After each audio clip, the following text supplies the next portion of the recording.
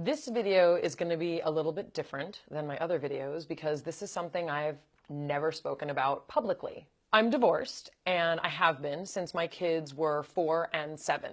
They are now 7 and 10, so I've had 3 years of figuring out how to parent with my ex. Why have I never spoken about this publicly? Because it's a private matter, and talking about it might violate my ex's privacy, or my kids' privacy, or my family's privacy. However, I'd like to talk about it in a way that might help some of you who are going through something similar, or might educate people as to what divorce can look like in some families. So what does it mean to create the healthiest possible environment for children in the context of a divorce? Number 1, we do things together. We celebrate holidays together, like Passover, Hanukkah, Thanksgiving. We go to synagogue together for major holidays. Is it always perfect and exactly what I want?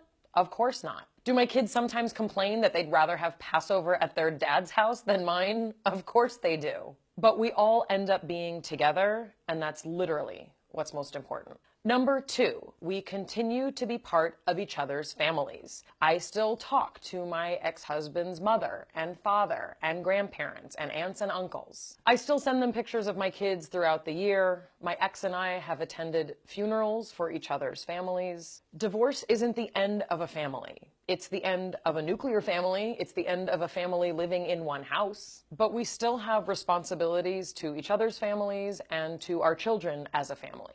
It only strengthens my kids' lives to have all of the people they are related to together for significant events. Number 3, we try to model good behavior. We don't trash talk each other. I don't say, oh, your father's pancakes may be good, but his taste in furniture is horrendous. That's actually not true, but I couldn't think of a better example.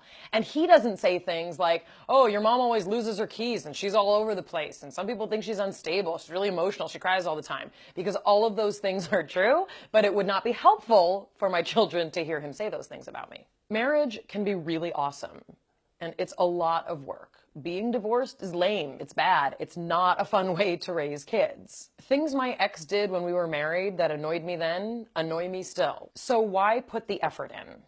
Well, life's not a dress rehearsal. My kids get one chance to be kids, and this is their situation. I have to put them first, because I'm their mom, and he's their dad. And their dad has given over his life to care for them completely, and so courageously. I'm the working mom, and every night when I'm working, he's the one feeding them dinner and giving them a bath and reading them goodnight stories and tucking them in and making sure they sleep well. And I miss them a lot, and I miss that life a lot. So the best thing I can do is be tremendously grateful what a wonderful ex-husband I have and what a great dad he is, and to continue to shatter the image of the perfect family that I thought my intact family would be. We get to make the most of what we have, and in some cases, we get to make the most of what we have left. That's what families do. And sometimes I take a step back and I look at us all out doing something together, and I think less and less about how it's not the life I thought it would be, and more about how blessed I am, and that's amazing. I guess that's how life is a lot of the time. It's not what you'd picture, but the less time you spend wondering what was, what could have been, what might have been, and the more time you spend being present with what is, the bigger the potential for that happiness to grow. I've never talked about this in this way, and I hope I did okay, and I hope it was helpful to you. Thanks for watching.